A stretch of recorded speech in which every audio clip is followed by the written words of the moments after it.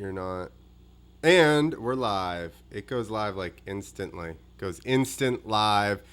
What's up, everybody? Two Wheels to Freedom live show number 101 with the legend Cowboy Kenny Bartram. Let me go on Facebook and hit the go live button to make sure.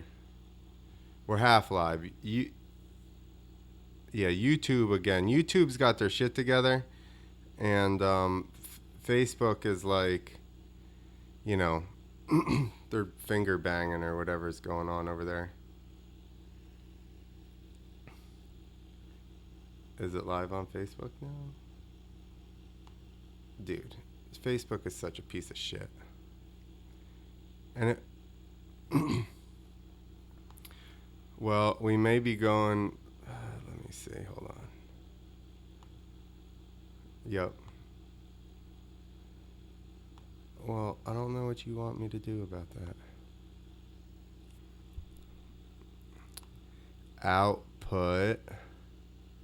Output settings.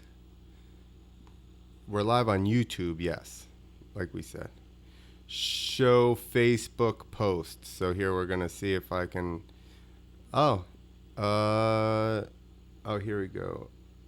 It still says we plan to go live, but then this should turn on at 8:30 or something. Dude, this is the issue. Cowboy Kenny wants to add in. Here he is. Yeehaw. Hold on.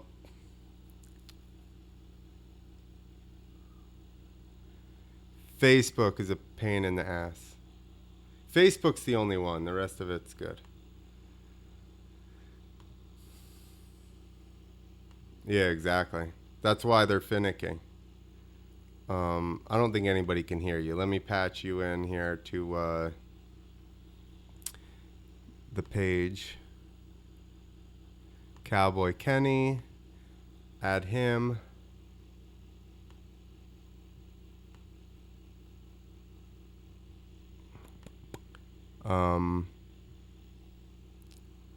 There we go. Boom, now everybody can hear you and see all of us. I'm sweating already, just feeling nervous about trying to get Facebook to work. It's like when a set is going poorly and then you're just profusely sweating for the next like 5 minutes that you stand there. That's what I got going on. What's up, Kenny? How you been? Been good. Just chilling, living the dream. You are. That's good. You're still living the dream. After all these years. That's good. Let me see. Why the fuck won't this thing go? Clint's the host and the producer. Control tower. So it gets sticky sometimes. But I bet. Yeah, I'm definitely not a technological guy. Neither am I. That's actually incredibly easy. I forwarded that link to my email, clicked on it, and it pretty much opened. Sweet. Oh, it says active broadcast to Facebook, so maybe at 8:30 it'll turn on. I don't friggin' know. Yeah, this new system's sweet because before it was Google Hangouts or Skype, and everybody was trying to log in with mom's email or something like that because they didn't have it, and then this works out really well. Yeah. It's pretty delayed. Like, when I move my hand or something, it's like probably a 2-second delay before it happens. Before it's actually live, you're saying? What's that? Before it's actually live? Yeah, like I said, whenever I move, it takes it a minute before it goes on the screen. Oh, well, it's just because you move so fast, Kenny. Fast. Like ninja. You're such a fast mover. Here, I can put you on here all by yourself. There you go. Now you're the star of the show, all alone. Uh-oh. They don't want to see you also? Nobody cares about us.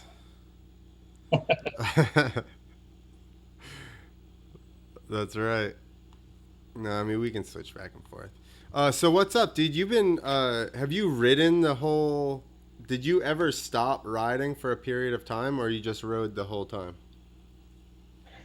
I pretty much rode the whole time. Like '07, '08, I didn't ride a whole lot. I probably did maybe 10 or 15 shows those 2 years. I was racing rally cars a lot. That took up a lot of time, but I always raced, even in those off times. Nice. And you're still doing the Steel Rodeo tour?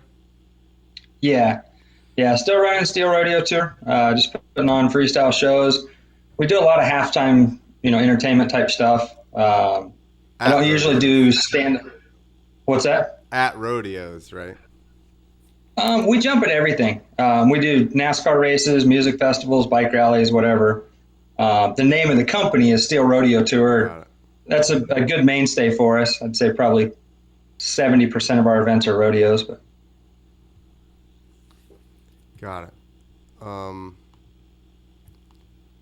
Very good. You ride with Bartram all the time, or not Bartram? Biting. ride with Most of the biting. time. Yeah, yeah. Matt's a good kid for sure. We're actually part owners in one ramp. Like I own one ramp by myself, and then Matt and I have half and half another ramp. Um, so yeah, he rides a lot of my shows for me. Awesome.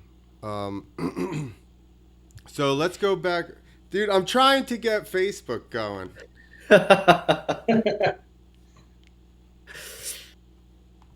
Right. Yeah, I was trying to find the Facebook thing. There we YouTube's go. fired up. It's been going. Facebook is up now too. All right, I'm on it. I was just listening to us again, and I was like, "What is going on?" Okay, so I can chill out and just talk to you now, Kenny. All right, perfect. That's much better. So you've been around since day one, I would say. Yeah, The very first. Were they even? Was it just a Vans Triple Crown or what? What was the first? yeah. It was the Vans Triple Crown. They were Four Leaf Entertainment was the name of the company that put on the first three shows. I think there was actually one that happened in like April of '98, and I did not go to that one. But then October and November, there was three more: Tacoma, Washington, Lake Havasu, Arizona, and Las Vegas. And I was at those three. So how'd you do? You did pretty good at those, didn't you? Actually, I did horrible. Oh yeah. The first one at Tacoma, I blew up my bike about halfway through my run, like seized the motor on it. So ended up 12th. And then Lake Havasu, I just rode but didn't ride. It wasn't anything special. I got 17th. And then Las Vegas is when I knocked myself out. The big jump across the middle, that was back when they had the bowls. And the big jump across the middle, I came up short on it and knocked myself out. And that's when you broke your jaw and everything. No, the way they edited one of the videos, I forget, Big Air, I don't remember what the name of the video was, but it looked like that. So a lot of people thought that that's when that happened. But actually, I broke my jaw and everything about 4 years before that. I think 1994. So just out practicing back home. For freestyle or racing? No, I was actually practicing for racing. That was before freestyle really became a sport. So. Right. I was going to say, you raced Supercross for a while, right? Yeah. I got my first pro license in 1995. Raced out arena cross, outdoors, and Supercross, all three. And it's not really what got me into freestyle, but doing the arena cross halftime shows, that was something I did for extra money before freestyle became a true standalone sport. Nice. Did you made Supercross programs or what? Yeah. My best finish was 10th in a 125 main. Awesome. So yeah, I broke the top 10, but yeah, that's good. My career goal was to get a 2-digit number, and I never got that.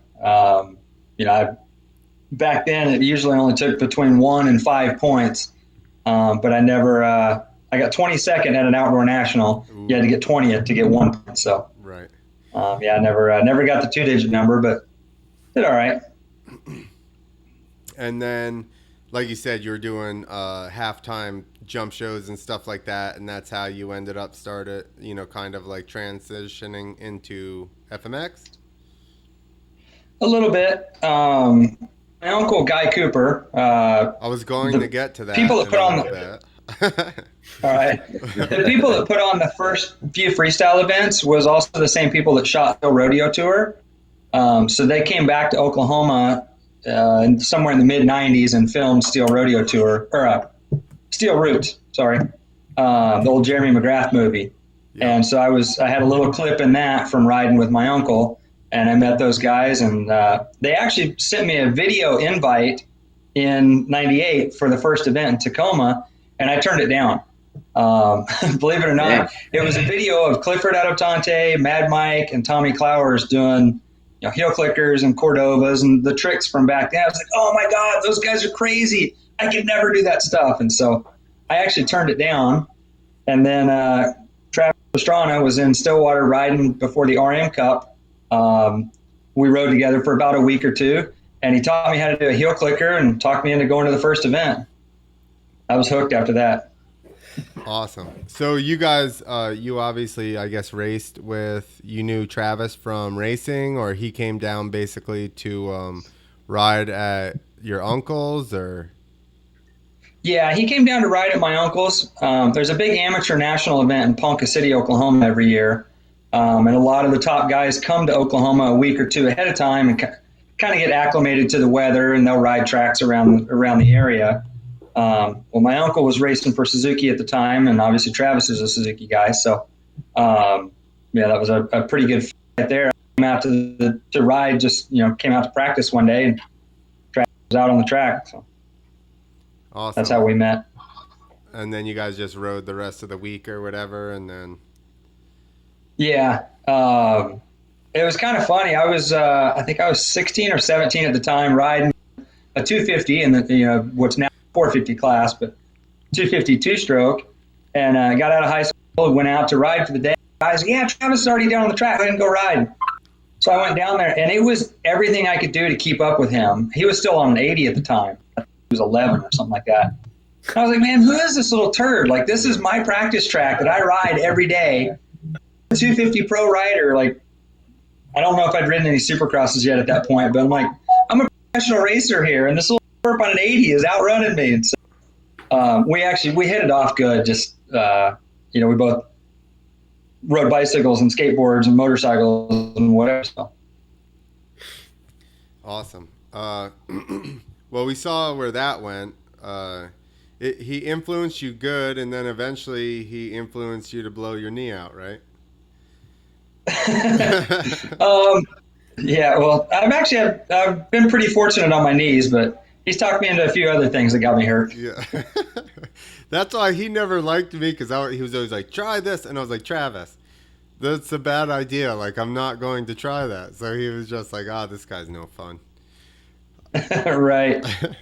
Yeah, I've always been the skeptic. Like, they have to really talk me into things. But I usually end up doing it, so. Yeah, that's the people he likes the most. Like, he loved Hartman because you could talk Hartman into anything, especially Travis. So he was just like, whatever, dude. Right. Were you on some of the first Krusty stuff? No, I didn't get in any of the Krusty videos until they started using event footage. I think like Krusty 5 or 6, somewhere in there, they started using like X Games footage and stuff like that. I got a few clips in there. Weren't you on the tour, or you never rode the Krusty tour? No, never rode the Krusty tour. You weren't hardcore enough. I was always a good guy. Yeah. You were just hanging out with Travis, not smashing stuff. Right. Yeah, I was always the good guy. I didn't party enough for those guys. Yeah, I've heard of some, not that show in particular, but I've heard of Chuck telling me that the promoter didn't bring him back because he didn't party with him hard enough. And he's like, man, I got a ride. And he never got invited back. And then he's like, I'm pretty sure it's because I didn't party hard enough. What was your favorite event And we're going now thinking about you rode Blue Torch stuff, didn't you? Those Blue Torch contests. Yep. Yeah, I rode a couple of those out in Southern California. They How had were? some cool courses. That's what I was gonna say. What's the best course you ever rode? They had up. That thing was massive. You would say it was one of the Blue Torch courses. Yeah. Which one? Because you skipped when you told us. Am I skipping now? Uh-oh. Yeah. Fly over America internet again. That's what happens with Nick. Yeah. Which? Yeah, he's freezing up. There we go. Uh-oh. So which event? The one with that huge step up, or what? Which one was the best? Or what was the best overall? X Games? Any of that? Blue Torch? What's the best course that you can comes to mind? The original Four Leaf Entertainment ones with the bowl, I think those were probably the funnest courses because you could jump. They had like a big jump in the middle and then an X that you could do both directions. And you could jump into the bowl and turn and come back out. Like there was just so many different options of what you could do. Those were probably the funnest courses. Gravity Games, the first 2 or 3 years, was probably one of the funnest events. They really catered to the riders and to the athletes, and it had like a smaller event feel. It was a really cool vibe being there. Awesome. Those first courses, I bet they used like 6 times the amount of dirt as they do now for a course. And that's why that. Oh God, probably 100 times more. There was so much dirt out there, and it was in big stadiums, like the Tacoma Dome or Samboyd Stadium. So they had a lot more area to fill. A lot of the freestyle shows are in arenas now where you just barely get one jump in. Well, even at that, a lot of times you got to use the tunnel entrance. Yeah, exactly. Well, that's what happened, right? They went from huge dirt courses and dwindled down to 3 dirt landings, and then it went down to 2 metal landings on a concrete floor, and 8 riders versus 16. So, I mean, yeah, definitely been a lot of cutbacks in the last 10 years. Yeah, for sure. It's a business, you got to understand from the promoter's point of view as well. Those first 3 events, man, they had to have cost them an arm and a leg to put those on. I think they had like 35 riders at the first one in Tacoma, Washington. And just renting the state. I think there was actually. I think it was decent. It was like $500 per rider. Yeah. They don't even pay that out in purse money at it. Warner Trucking sponsored the tour, so they went around, picked everybody's bike up. So we were able to fly in, and I think they paid for a hotel room as well. So it was like we felt like factory racers back then. Yeah, my first gig was $300 in a hotel room that I shared with like everybody else that rode a dirt bike or had anything to do with a dirt bike at the show. And I was stoked. Right. Yep. Hey, we got to do what we got to do. Yeah. Get the chance to ride, Look at you old guys bragging about getting hotel rooms. Those aren't even a thing anymore if you ride. And then the people we were talking about before ruined it for all of us. The people that smashed stuff, and then that was the end of it. Yeah. I grew up watching those guys, and then I got 1 or 2 hotel rooms, and then they were like, okay, everybody's sleeping in vans. Because right. this is what we're supposed to do, right? Exactly. Because you got 1 or 2 hotel rooms, and then you destroyed everything in them, and then you weren't there. We had Jeff Winstead tried to bring his bike in the room, and then he almost fought the main course builder guy there. They almost got into a fist fight, and because he was wasted, and they had to go out and pry him apart and talk to the crew guy and calm him down. And I'm like, fuck. Sounds reasonable. So that was one of the Yep. last times we got hotels that deal as well. Yeah, alcohol is not usually a good thing when you start mixing riders and crew guys and hotel rooms, and Yeah. something bad's going to happen. Well, the owner had seen us, or seen him taking the bike into the room because he had a pickup, and then he Uh-oh. started yelling, and then the other guy was there and saw it, and then it was this big to do. That or Clint sends his dog into the hotel room, and then that gets everybody kicked out. We weren't even partying. It's like they knock on the door, this dog starts barking. You got to go. That only happened Aw. once. Exactly. Yeah, that was like in the earlier 2000s when you couldn't bring a dog everywhere. Before I bought her emotional pet certificate. A little harness. Right. Service dog. Yeah, exactly. Exactly. Are you riding a 4-stroke now? No, still 2-stroke. Damn. Are Yeah. people just stoked at the shows or what? A little bit. Yeah, I mean, I am one of the only guys still rocking a 2-stroke. So, a lot of the old racers come up, man, I remember back in my day. Yeah. Like, yeah, it's still your day, but all right. Adjusting carburetors. That's the worst with them. Yeah. Like you practice during the day, and then you come out at night, and the thing's like. You're like, fuck. Yeah, that's definitely something I don't like doing. But actually, the 2021 KTM 250SX is supposed to be fuel injected. So Woo! Are you stoked? they or have what? fuel injected. Their off-road model is fuel injected now, but their SX model should be next year. So looking forward to that. How does that work? Why would you? I bet they sell way more off-road models at this point than they do motocross. Yeah, I think they sell more, and I don't know. They introduced it into one model, I guess, so they can kind of work all the bugs out and stuff like that before they put it through all the different models. That's true too. You'd rather have somebody have a injection failure riding down a trail versus like going through Arena a rhythm cross. section or something. Exactly. Right, exactly. So. Do you do how come you don't jump at the kicker arena crosses? You've been a kicker rider for 125 years so far. Yeah, exactly. Kicker is actually they're based out of Stillwater, Oklahoma, which is my hometown. So that connection is a very natural one. I know like probably 90% of the employees at Kicker, even have some family members that work there. So, but honestly, Kicker doesn't really have anything to do with the Arena Cross Tour. They're the title sponsor for it. But as far as the day-to-day operations, it's a guy named Todd Hammock with Cycle City Promotions.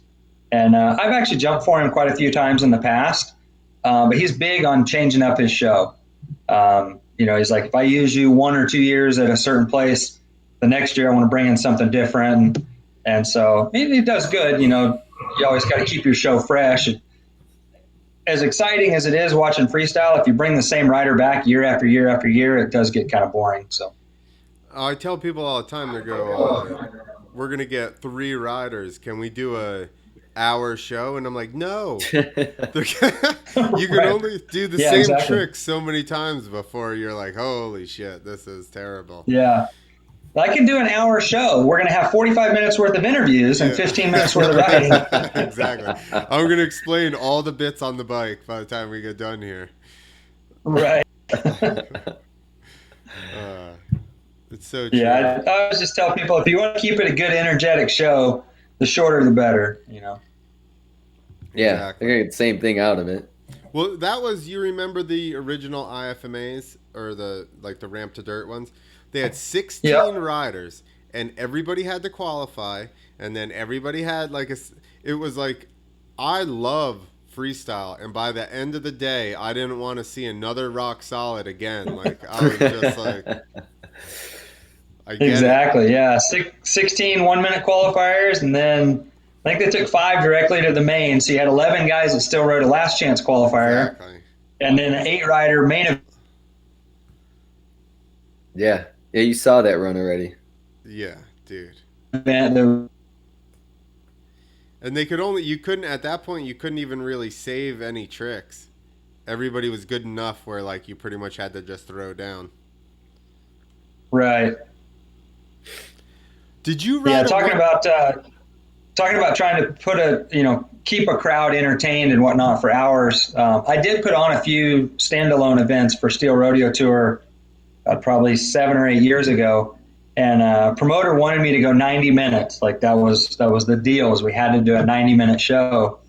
The first couple I did, I had 8 riders, a BMX team for a halftime show, and about 65, 70 minutes in, I look up and the crowd's like getting up and leaving. And the 8 riders I had were amazing. Everybody was backflipping, throwing big KOD flips and Indy flips, like just gnarly, good freestyle riding. And the crowd, they were just over it. About an hour in, they're like, "Oh, whatever, we've seen enough." And Yeah. so it's you gotta have some sort of show aspect to it now.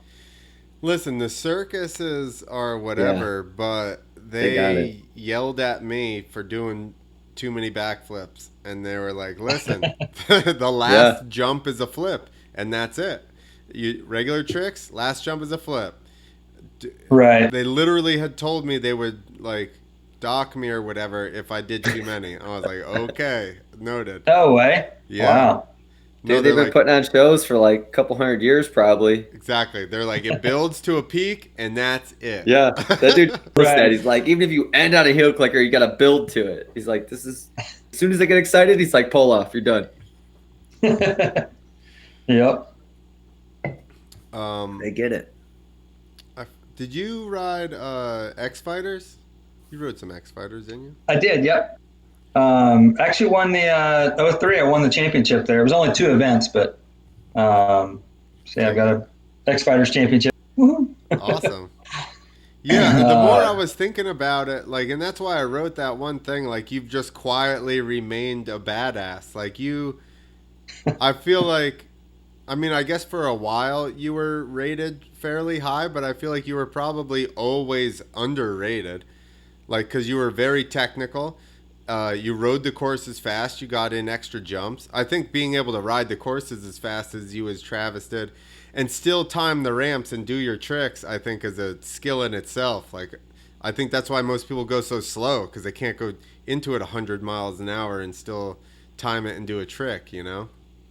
Right. That was Darn it, that answer was part of the thing was go as fast as you can, and second, you would make it. But once I switched to 250, it took a little bit to get used to it and try to time it. But I've slowed down a little. Still tried to race the course and have fun with it. It gets boring watching people out just putting around the track. So you were in second on a 125?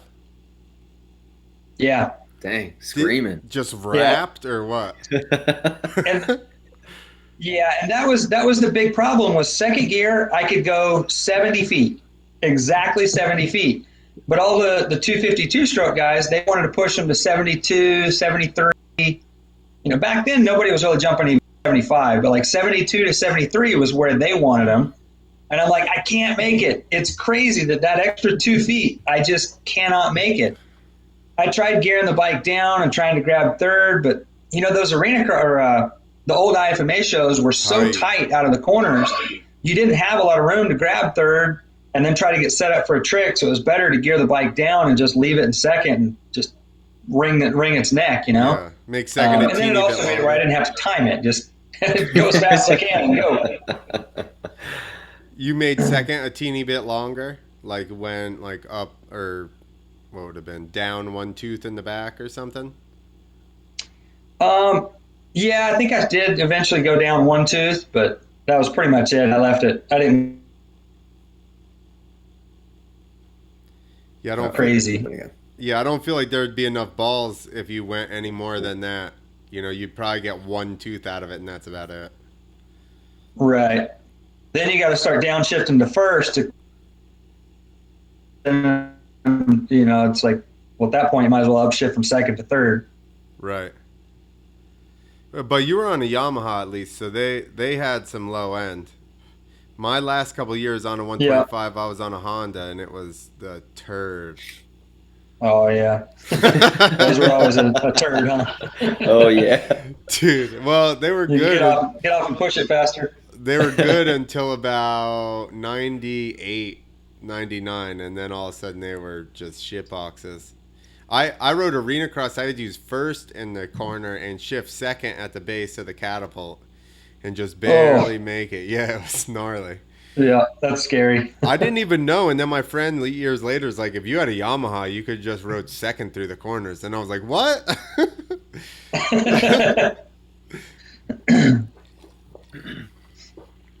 But I rode 125 doing freestyle for like the first winter probably, and I felt like it was a bad idea afterwards. Yeah. It was fun, and it made me stand out a little bit, but it was a bad idea. Did you flip a 125? I started doing a lot better once I got on a 250. Yeah, because you weren't just struggling to make the course. Right. I could concentrate on the trick instead of just jumping the jump. Yeah. Exactly. I bet you had to hit corners perfect every time or you were shit out of luck. Yeah, pretty much. My phone keeps sending me the show phone is sending me coronavirus has 128 infected for some reason. Oh, we're not gonna make it. It's freaking me out. You are Good thing we can't transmit viruses through a podcast. Or through the phone, they just would have sent it to me. This Jersey trash is gonna get us sick. Yeah, there's probably more coronavirus by me than you guys right now, I bet. Oh, for sure. Kenny's the safest. Yeah, for sure. I was thinking that. Yeah. He's out there in the plains. All the germs get blown away. Towards you. Right. So let's talk about Guy. Yo, like, what's it like having a legend as an uncle? D. Wayne is calling. Hello. Hold on, we got a caller in. This is our super right. fan, Danny D. Wayne. All right. Hello. Can you guys hear him? No. Let me see. I can't go to live output. Hold on. Double D, you're live. I know what the issue is. No, I don't. There we go. Now it is. It's going now. He hung up on us. We got prank called. No, he was on, and I couldn't get him on the thing. We're still working out the kinks with this call-in line thing. Should be fun though.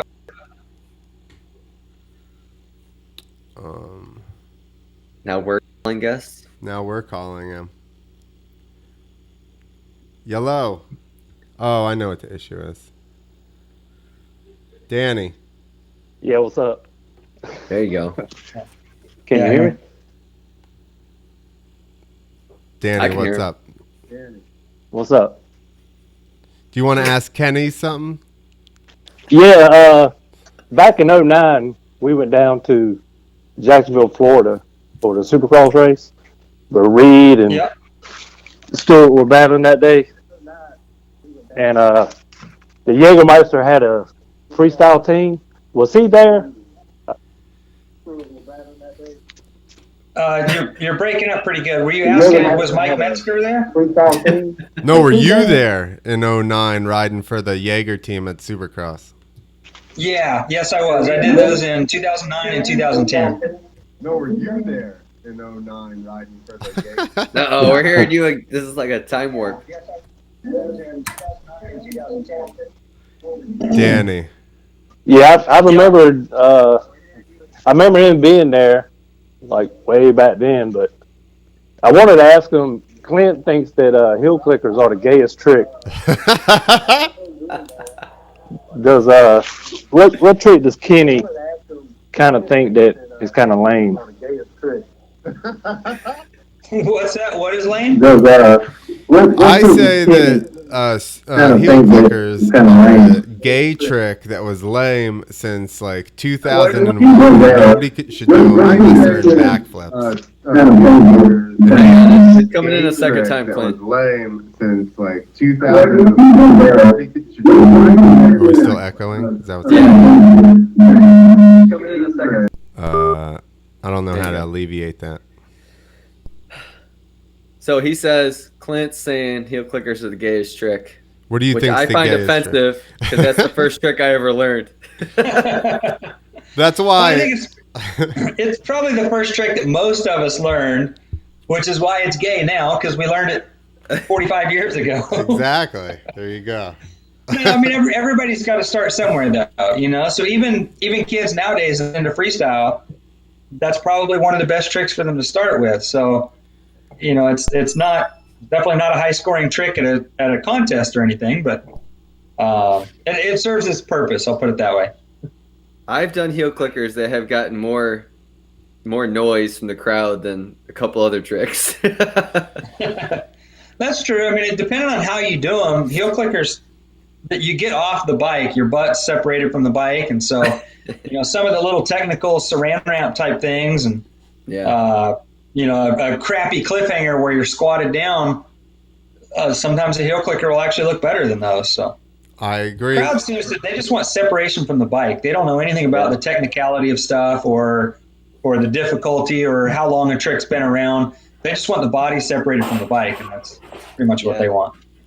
I feel like you're actually worse trying to do combos and stuff because, you know, it's too much for the people to like take in and figure out what's going on versus just one single trick. Yeah. Man, I used to be like the combo king. I did so many things as a combination. Trying to think of what year it was. Might have been 03. 02 or 03, Vans Triple Crown in Tacoma, Washington. No, it was 02 actually. The judges kept telling me that I was doing too many combos. And I'm like, yeah, but combos score good. Like, that's a more technical, more difficult thing. And they said, no, they wanted to see like a one trick stretched out really good. Well, it kind of pissed me off that the judges were telling me that they didn't really care for the stuff I was doing. So I went out and did a qualifying run. I did every single trick to a heel clicker. Like Superman to heel clicker, Cordova to heel clicker, Snap to heel clicker. Every single thing was to a heel clicker. I ended up riding the last chance qualifier because after that, they're like, okay, we get the point. You can do combos. Now do what we're asking you to. So, you know, if you want to score good, you'll do what the judges want.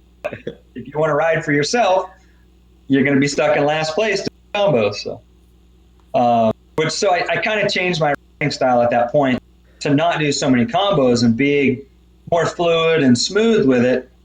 And it kind of sucks now when I try to go back into combos, I'm old and slow. Like I lost a lot of speed and quickness in my feet and my hands because I was trying to be slow and smooth instead of real quick and choppy. You detuned yourself. Exactly.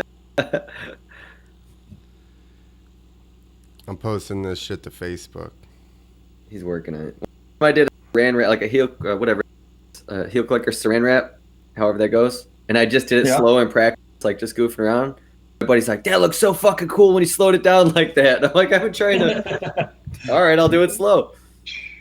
Yeah, it's like just warm it up. Yeah, that's funny. A slow heel clicker? Travis, Dane Kennard, was it Dane Kennard? Yeah. Who did the combos? Oh, yeah. If you rode, Dane did a lot of combos. You could watch that, and it was, you know, if you. Dane was real good up over the bars.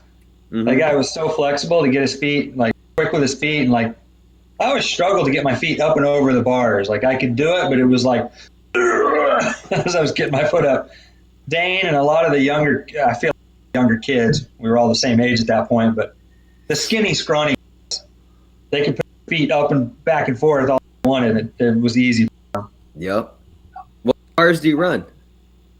I actually run a Works mini bar. I've been a tag metals rider since 1999. I went into their warehouse in 2000 and said, all right, the tallest handlebar you guys have. They're like, there's the warehouse.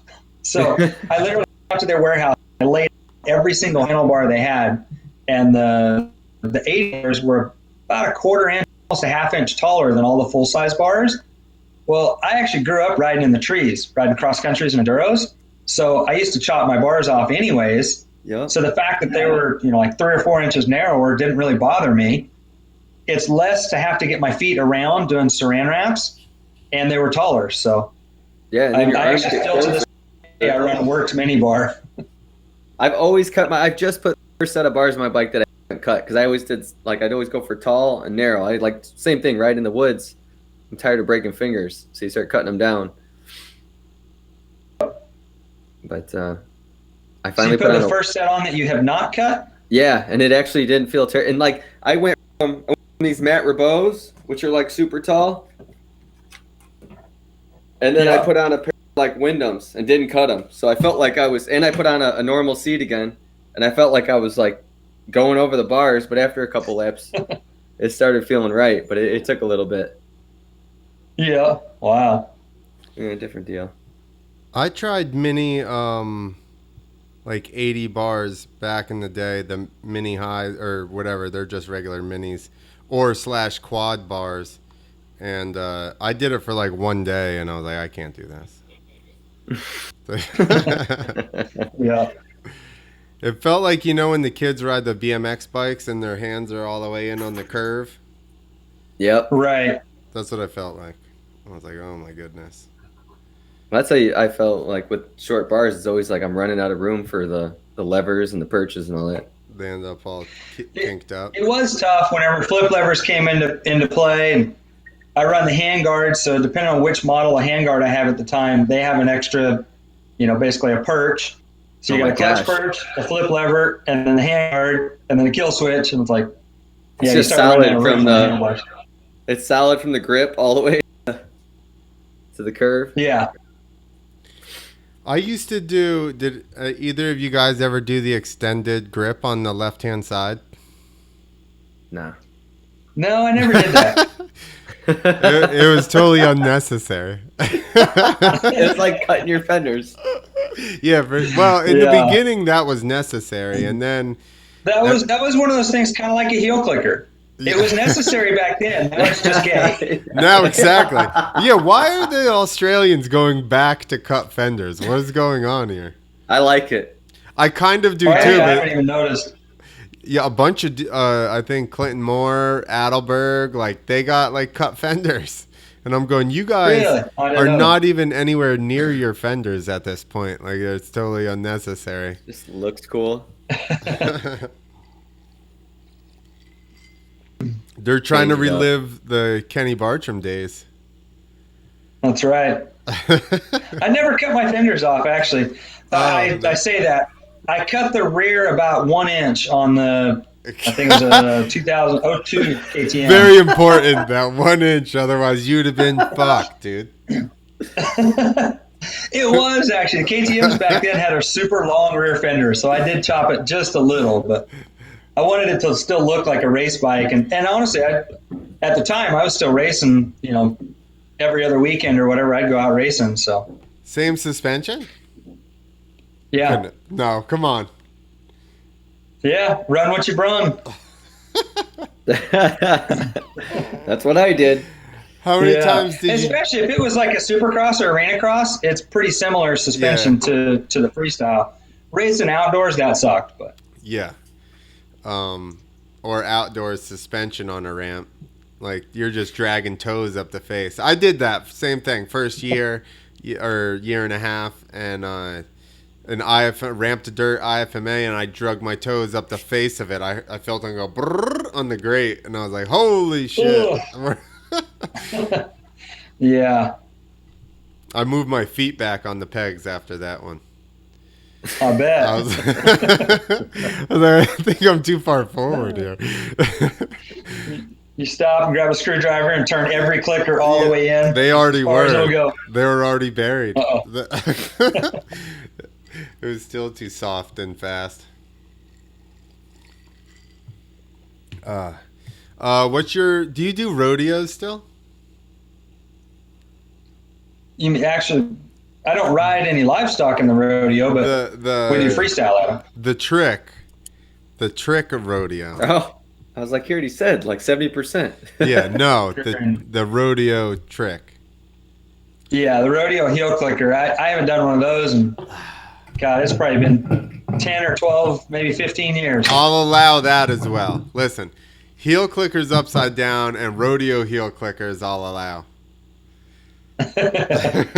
Yeah, honestly, I hated doing rodeo heel clickers. That was like one of my nemesis tricks that I never screwed up. I never crashed doing it, but I hated doing those, and I don't know why. Somebody needs to bring it back. We're going to post this all over the internet. Someone needs to bring back Rodeos. Rodeo heel clickers. Were they hard? They were hard for me, and I don't know why. It got like squirrely or just mentally? I think just mentally, honestly. Getting a grab hold that I was comfortable with. You know, I run a pro taper style, no crossbar handlebars. So the bar pad's real big. I used to shave the crossbar pad down and run grip tape on the cover and have to zip tie it on. And then I even ran a spacer behind my front number plate so there was room to get my fingers in. But I don't know why. Just mentally, that trick, I hated doing. It's a lot of modification for a fairly simple trick there, huh? It is. It sounds like it's a heel clicker, but it's really, that trick was so much harder for me than just a heel clicker. It's a rodeo. That's Didn't right. Adompte or somebody, Clifford, run like a handle? Somebody, or Trevor Vines maybe? That was on his seat. He had a hose. Somebody had a handle Trevor up front, I thought. Yeah, somebody did run one up front. I don't remember who. It might have been Clifford, actually. People were putting handles all over the place. Just because it was like, it was new. It was like, cut your fenders, add a handle. Somebody had them in the front fender. Do you remember, like we were talking about, Trevor had that hose grab? Yep. Yeah, the radiator hose for the rear seat. Yeah. That seems like it would make an Indian air squirrelier almost. You know? He got extra points. It would get you off the bike more. You have about 2 inches more above the bike instead of grabbing the seat. Yeah, exactly. Again, we're getting to the 2 point. inches. That could make all the difference. If you did that, you should have just done that instead of cutting that inch off your fender, Kenny. You could have gotten away from the bike more. You could have left the fender hole. Just a huge handle. You remember the big metal handle that Travis had built for his bike? Yeah, over the seat? I think it was like 2001 X Games. It was like the diameter of a pencil, but it was this big metal bracket out behind the bike. I saw it. I was like, what if you like go long or something and you got to get back on the seat and you just smash your butthole with that thing? It's a 1 inch pencil. It bends. You hope. And it stuck out on the sides quite a bit. Like, if you were to try to get over the back, I don't know how it didn't dig into his legs. I remember him showing like in the pre-run, they're like, oh, look at this grab he's had fabricated and all the different grabs he can do. It's like he grabs the rear fender half the time. What's the difference? Yeah, he didn't even need a grab hole at all. He just grabbed the fender. Totally unnecessary. Didn't you run Slater skins for a while, Kenny? I did, yep. That was a cool set. I ran them 2000 Gravity Games, I think. I remember 2001, somewhere in there. Yeah. On that I remember Yamaha. that 'cause my buddy's like, we were trying to figure out like who you were, me and my buddy. So talk about Kenny Bartram. This is pre Instagram, Facebook. So we only knew your gear setup. Like you had the Arai helmet with the, we knew what it was. And we kept seeing Malcolm McCasey or whatever that dude's name is from No Fear. He'd always be like in the background, and we're like, "Is that Kenny Bartram?" Dude could not figure out who you were. We just knew your setup, and that guy always had a No Fear shirt on.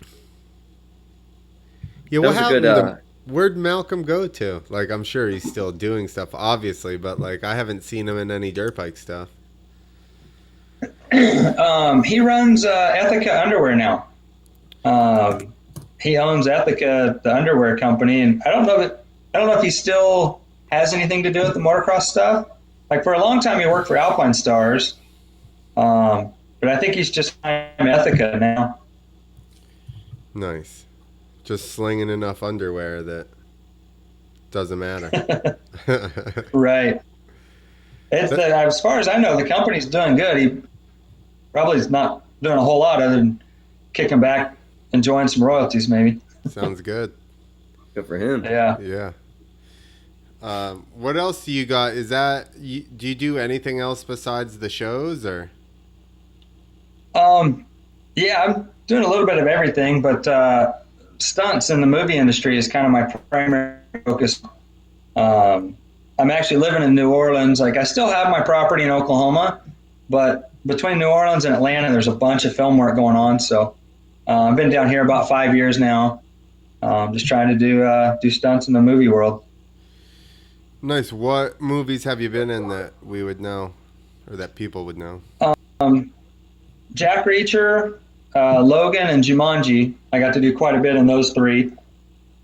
Bunch of TV shows like NCIS New Orleans, Preacher, Claws, The Purge, some stuff like that. Like, I do a lot of what they call day playing. Like, I'll do one day on a film, just like one small little stunt in it. But yeah, I've done probably 30 or 40 different movies and TV shows now. Awesome. Damn. Do you mainly do motorcycle stunts or car stuff too? No, actually, believe it or not, I hardly ever get to ride a dirt bike or a motorcycle, period. A lot of stunt work is more fighting or falling, like taking a bullet hit or squib, whatever, taking reactions for things like that. A little bit of driving stuff. Logan and Jumanji, I did get to ride dirt bikes on those two. But other than that, most of it's just been other stuff. Now I want to go see Logan and Jumanji. Yeah. So what's this? When you say taking a hit like a squib, what's that?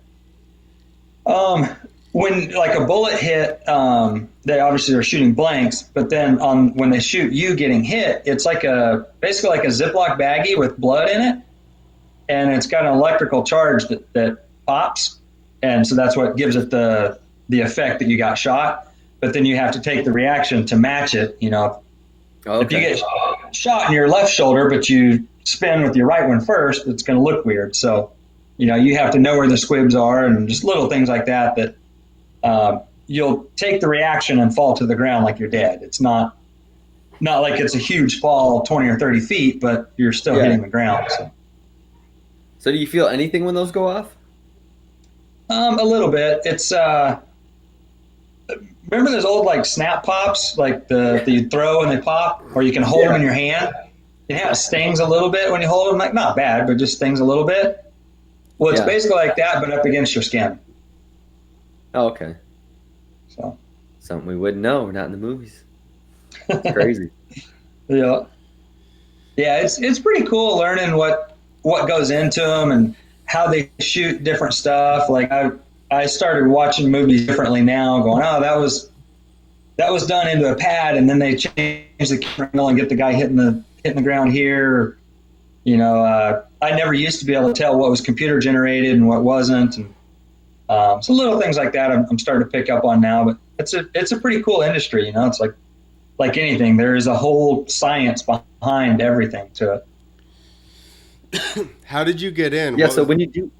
Yeah, go ahead. Go for it. Basically the same question. It sounds like. How did you, what was the first thing you did, or I would assume that the first stunts you did were probably motorcycle related. Also, Anthony Murray's chirping me here. He said heel clickers are gay, just like extended grips.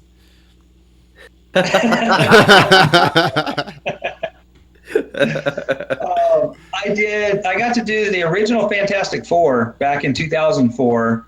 There was a scene where they went to a freestyle show. Of course. Uh-oh. Why wouldn't he lock up right there? But other than that, actually, my first thing was a fight scene here in New Orleans for a TV show called Underground. I got to double Christopher Maloney, who's the main guy from Law and Order. Elliot was his character. So yeah, I got to double him on Underground. That was my first real stunt gig down here. Was that produced by Dick Wolf? I don't think so. I got like a 5-minute bit on Dick Wolf and how sweet his name is. Really? Uh-oh. That's why I left. Listen, I go all the time. I'm like, anybody watch CSI? And they're like, a couple people will say it, and I'll go, who produces it? And they'll just be like, Dick Wolf? And I'm like, scream it back at them and ask why nobody else is as excited about Dick Wolf as I am. Because that's... Maybe we should be worried about you. Why are you excited about that? Well, because if it's a legal paper, it's read Wolf Dick. And he should have done porn. I mean, this is basically where the joke goes bad. But Maybe he doesn't have a wolf dick, or whatever that would be. Well, the beginning part of it is that he obviously should have done porn because then he could have had a finishing move. And when he came, he'd go, ow!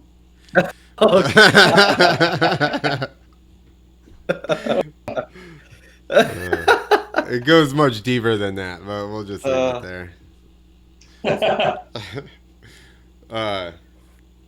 Yeah, so if you ever need comedians for anything, let me know. Or All right. or an announcer. Yeah, Or an know some. announcer. Yeah. Yeah, exactly. Exactly.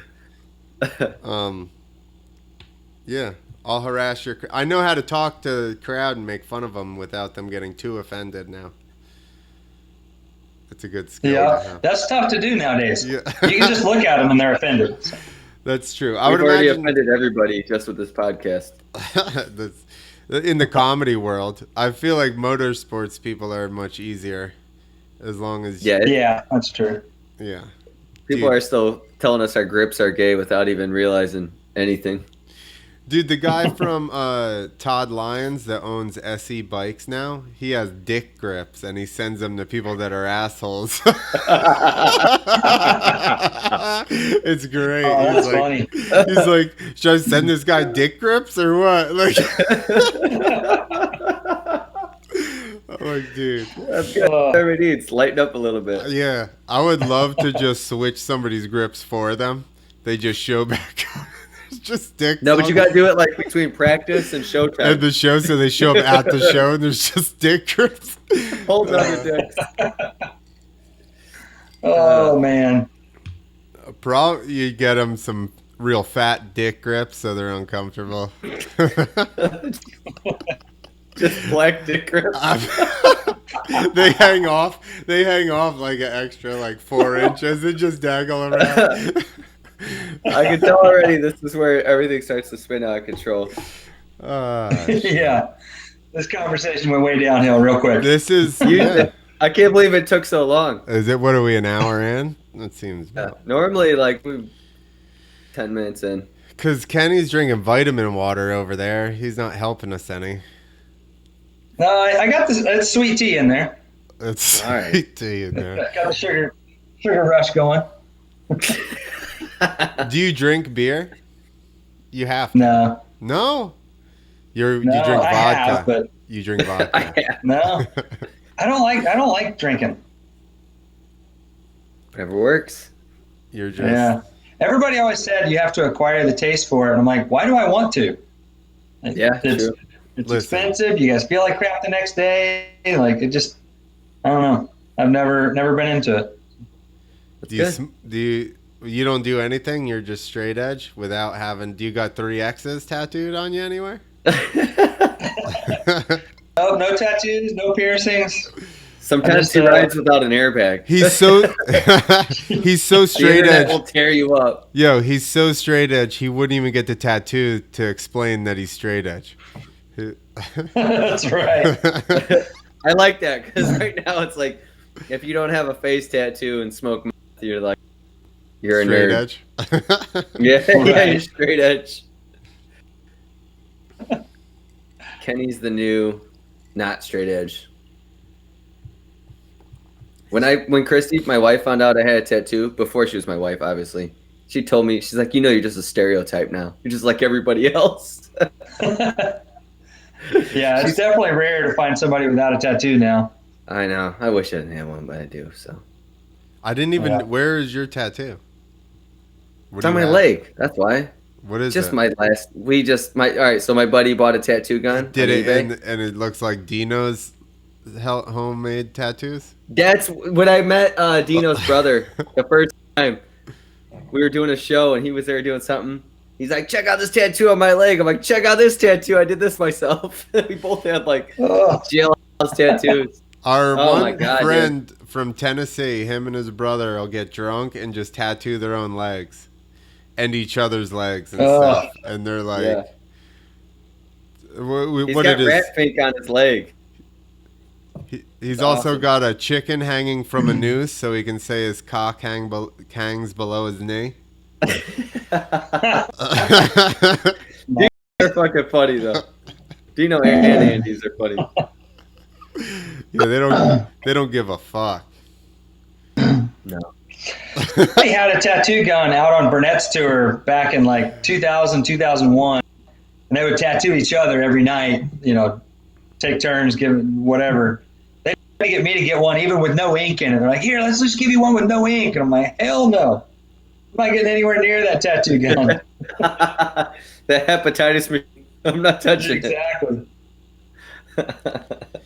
I'm sure it was well cleaned by those guys on tour. Oh yeah, they were just Oh, I'm sure. dipping it in Coors Light and Jack Daniels. Yeah, they might have used some contact cleaner on it. You never know. Maybe. Yeah, it's just brake clean. Perfect. Taken care of. Yep. Well, that's cool. I didn't know you were doing so much movie stuff. So Yeah. Do you ever got it when these shows come up? Do you ever have to send, Anthony and Byton to cover it because you're doing movies? Yeah, that's kind of the premise behind Steel Rodeo Tour was that, you know I can't ride dirt bikes forever, so, I wanted to be able to run a company that I can send other guys to. So, yeah, Matt and Anthony both know how to run my ramps and kind of how the shows should flow and stuff like that. And then if I need other riders, I'll, pick one or two guys here and there for whatever show it is.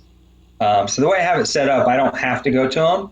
But if it's, close to home or a show I like or whatever, I'll go ride it. There you go. So do they refer to you as Hollywood when they answer the phone? No. You're still the cowboy? I get hey, Cowboy. No, we're all good friends, good enough friends now to pick up the phone. Hey, jackass. For everybody, he signed into this phone conferencing thing as Cowboy Kenny just in case I thought it was another Kenny trying to log in on the show. Somebody's hacking us. Just random Kennys trying to fucking call in here. To be Kenny fair, Rogers Davey is coming Wayne on. might be trying to hack us, and he would know what to type in. Yeah, I only got so many lines, guys, all right? Only one Kenny for this one. What else? Anything you want to plug? Hire you really. for your movies? Yeah, exactly. Yeah, no, other than that, just chasing kids around. I got a 12-year-old boy that does all sorts of team sports. He's a baseball, soccer, and track. A little bit of football here and there. So he keeps us pretty busy, going to practice 4 or 5 days a week and then tournaments every weekend. So, Damn. Little League sports get nuts. yes, they do. They're crazier than motocross. Absolutely. We used to have peewee parents in motocross. Yeah. Now it's the baseball dads or whatever. It's pretty crazy how much the parents get into it. But. Yeah, I know. I'm just getting it. I'm like got little kids. Even then, it's like there's many dads, but they're at a basketball game at a church, and they're freaking out. Right. Yeah, they act like there's a college scout there looking at their kid. Like, dude, he's 6. Like, let him go have fun. Exactly. Sorry, I'm booking comedy stuff. Important business over here. It's like the movies, Look basically. how quick he bailed It's on us. basically like... All right. Hey, Hollywood. It's basically Yeah. like the movies, except right now they don't pay me for any of this stuff. So, it's not like the movies. Uh-oh. So they get your attention. So Not us. so it's not like the movie. No, this deal I can make money on shows, but I don't. I've gotten very little money just for being a straight comedian. I've lined up the shows and made money that way, but as far as people just going, hey, I want to pay you a bunch of money to be on my show, not really yet. He's turning into Right. a comedy pimp. It's the same exact thing I did for freestyle. I deal with the venue, I book the talent, and then I am one of the talent as well, as long as And I he can tells be there. all the talent to sleep in their vehicles. And I watch their alcohol consumption the whole time and yell at them. That's all. I'm docking your pay because you spent too much money on booze. I'd be like, are you going to help me set up this PA system, or do I need to dock you? And since you're only getting $40, it's going to hurt when I dock you 10 of them. Yep. Oh, jeez. Jokes and jokes. Jokes on jokes. Do you got any jokes, Kenny? Not really. I'm definitely not a comedian. No? All right. I'm funny looking. No, I'm not it's like- funny. What's the worst thing you could ask a comedian? It's like, tell me a joke. I And then know. they're like, I'm just going to stand up to a joke. I know. That everybody does that all the time. Oh, you're... Hey, not a comedian. You got any jokes? Yeah, they're like, are you funny? Tell me a joke. So I just go for like the most fucked up joke I have, just to have them be like, okay. You got to warm up to that stuff. So I just like to go. I told one guy at a bar, we're sitting there, and I don't even remember what joke it was, but I told him one, and he literally turns it to me. He's like, do people laugh at that? And I'm like, I guess the setting has to be different here.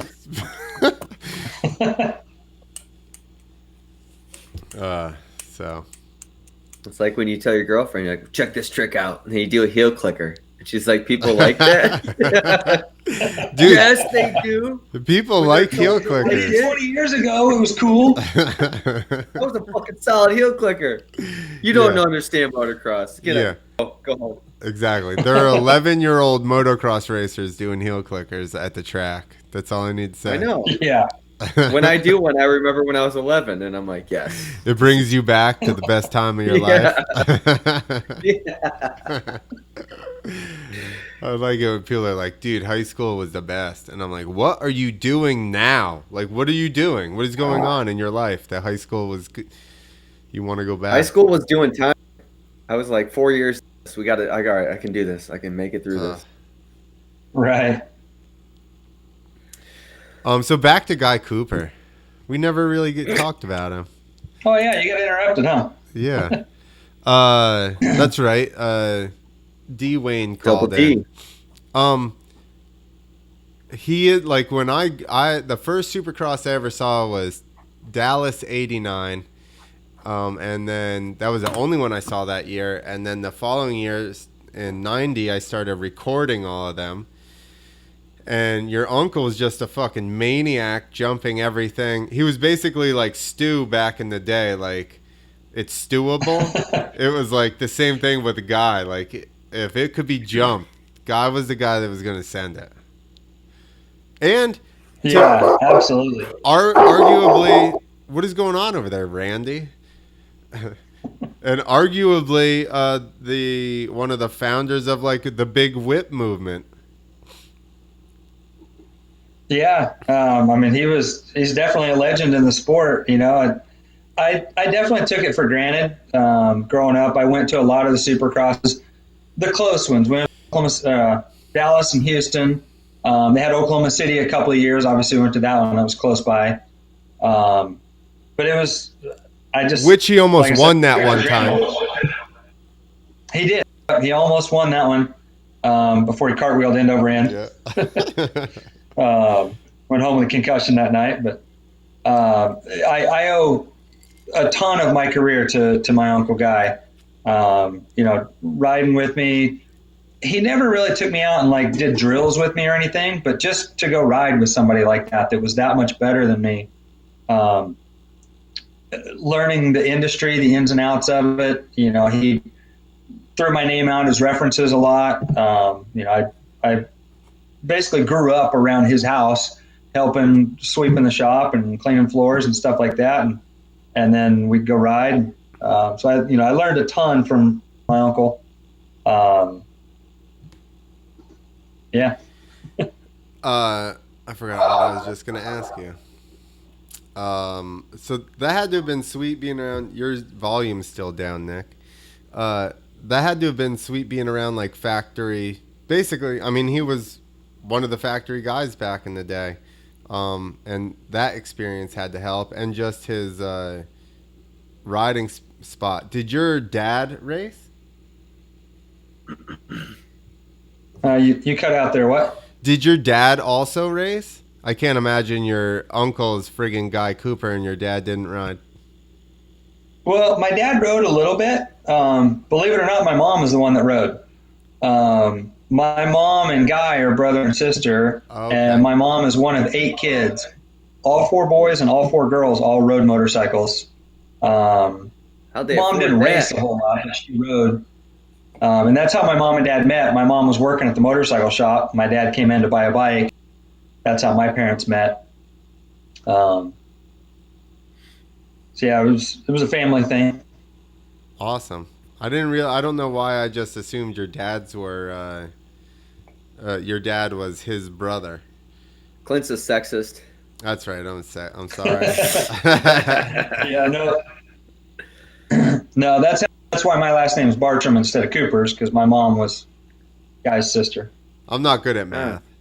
That's all right. He never liked that reading math much. I figured I'm like, who's named Guy? He'd probably change his last name too.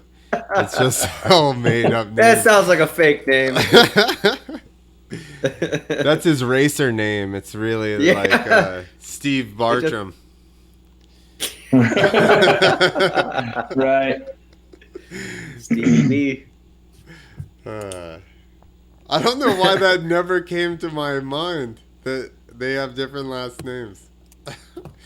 Seems so obvious I don't now. know. Seems so obvious now, Ken.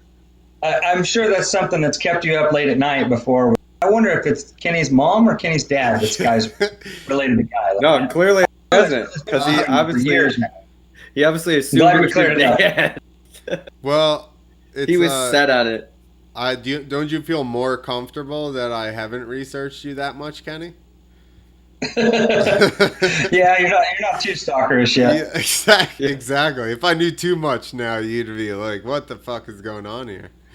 Like, you know what? Delete this whole interview. Yeah. Don't even post it. Your number is now blocked.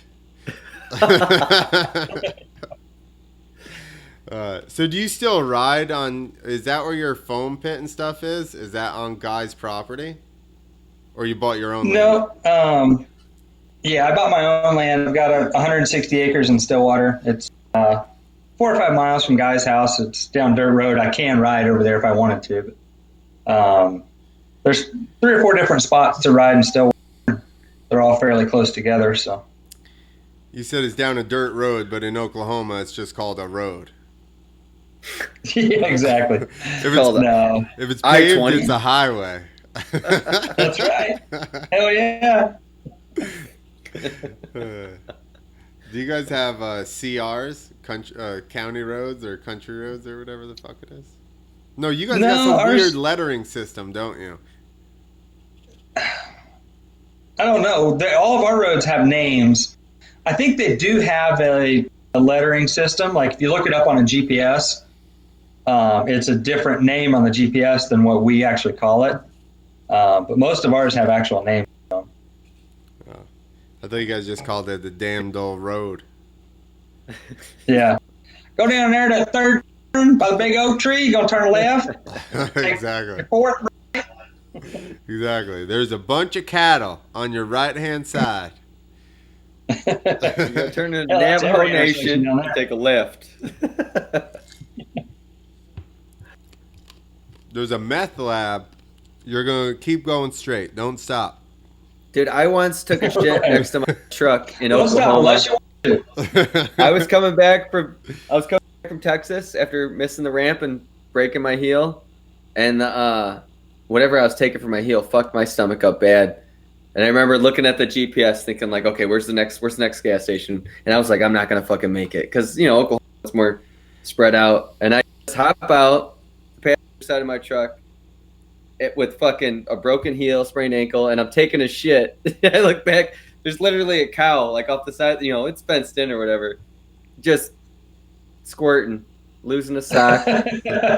Gosh, that sucked.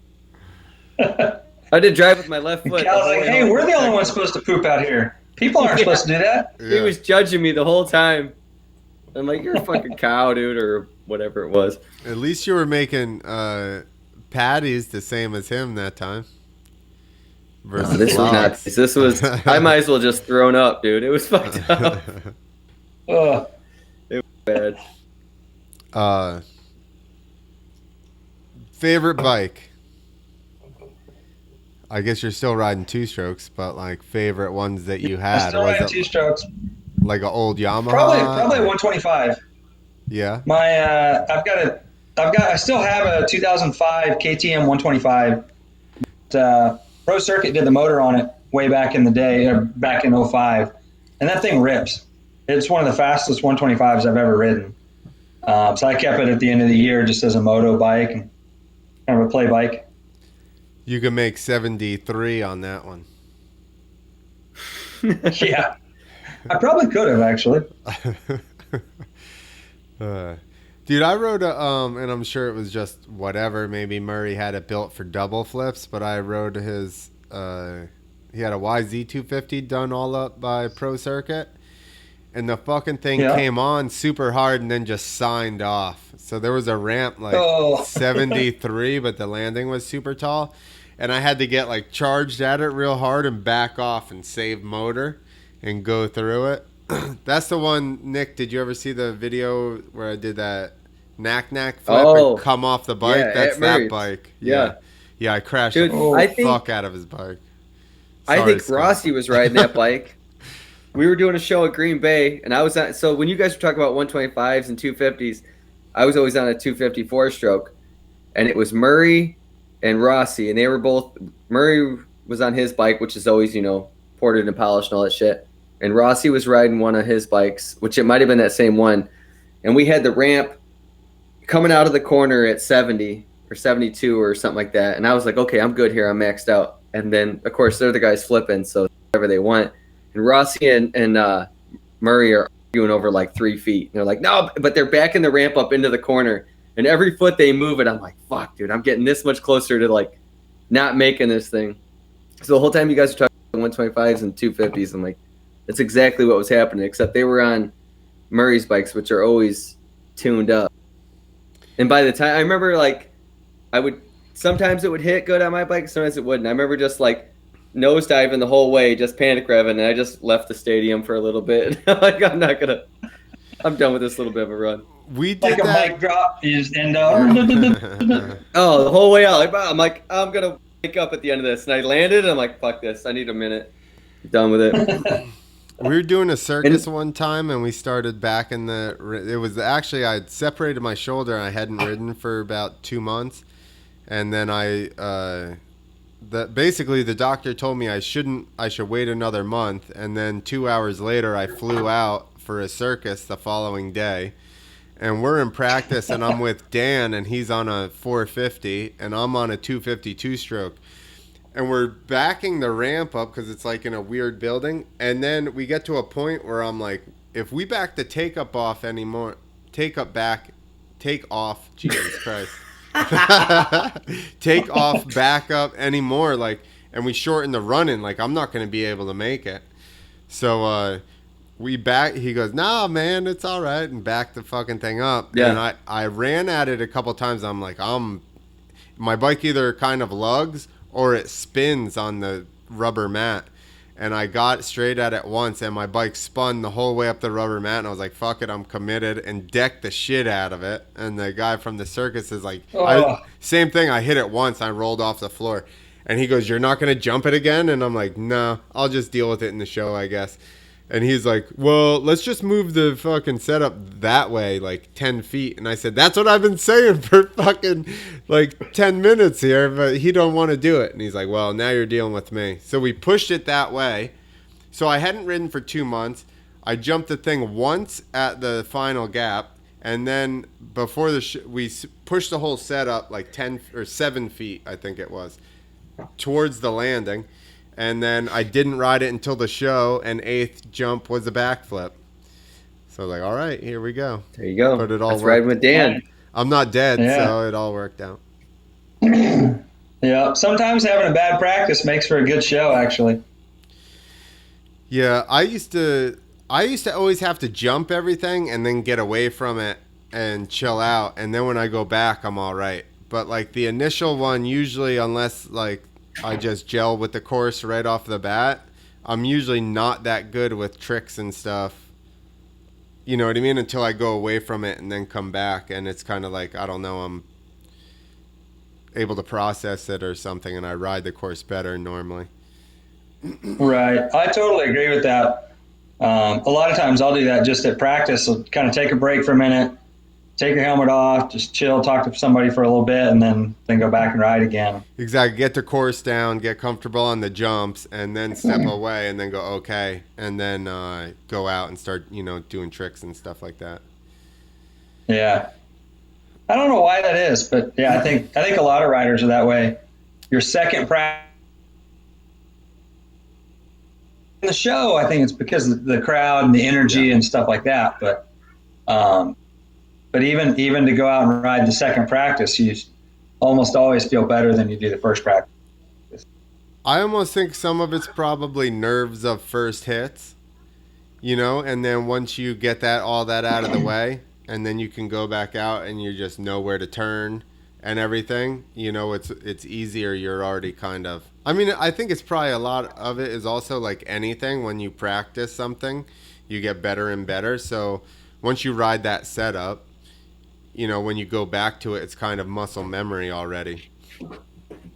Yeah, a little bit. Although I feel like if you were to do one 20-minute practice or two 10-minute ones, your second 10-minute one, you're going to feel 10 times better than you would at the end of the 20-minute practice. Yeah, I agree with that. It's something about taking that break and like letting your body Every time he gets deep. get used to the area or whatnot. I don't know. Second practice is always better. Yep. Do you That's agree weird. with that, Nick? Somebody should start a study. Well, I think it's kind of like why the guys are on ellipticals or on bikes before the race. It's almost like you get your heart rate up and then it comes down, but not as much, so it's ready. Maybe. No? You froze up, Kenny, so that's why he started talking. Yeah, maybe. No, that is definitely what happened. Because you locked up and then Kenny was like, I'll fill this dead air. No, I think somebody should do a study, but I would imagine, like I said, I think it's you get, I don't know, maybe visualization. You get to process the stuff and think about it. Because visualization's fucked up, right? How many times, like if you visualize your whole run and everything's going good, versus if you freak out before you go out and ride and you're like, oh, what if I crash? Like, your runs are totally different depending on your mindset before it. Right. Oh, absolutely. That's why Nick was always like, Yeah, Go ahead. What? Nick was always like, oh shit, I'm going to go short. And then you would go long. I know I could ride out long. Hey, Kenny, you remember doing a show in Alabama? There was like Trevor Vine, Scott Murray, you, Chuck Carruthers, and then that one boner kid came up short in intros and crashed into the wall. It was like somewhere in Arkansas. Arkansas, yeah. Yeah. It was Andy Jones put on the event. Yeah. I was that they kid. had a drink sponsor, like a water company or something. Twisted Fusion, right? Twisted, there you go. That's right. Yeah. So I somehow snuck into that show, and then an intro with calling your name, and I was all anxious because I'm like, these are all the guys I looked up to, and I fucking just barely clipped that landing, bounced a little bit, and then lost the front end. Oh. Yeah, that sucked. But then I beat Scott Murray in the whip contest, and he was all mad about it. That made my day. He's like, "How you beat me?" I'm like, "Scott, have you seen your whips?" Yeah. Did you get docked after that? Me? Yeah. Yeah, no, I didn't make it any further. I was going against I said, Kenny did you Bartram.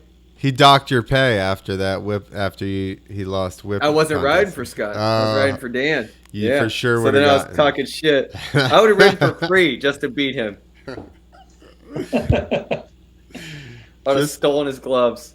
Just to make him mad. I would have stolen his gloves. I would have auctioned them off for myself. Have you ever ridden in garden gloves, Kenny? I can't say that I have. Those are construction work gloves. Don't ever tell him they're garden gloves. He gets extra, man. I love telling him that. Exactly. That's why you tell him they're garden gloves. Yeah. These are not garden gloves. No, they're for washing dishes. Then he snaps. Are you doing any rally car racing? Or what happened with that? Not anymore. I did for a while. I did for 06 through 09. I did quite a few rallies. Actually did really good in 06. I won 2 championships, Rookie of the Year. Had 100% finishing rate. We finished every single we entered. But basically just ran out of money.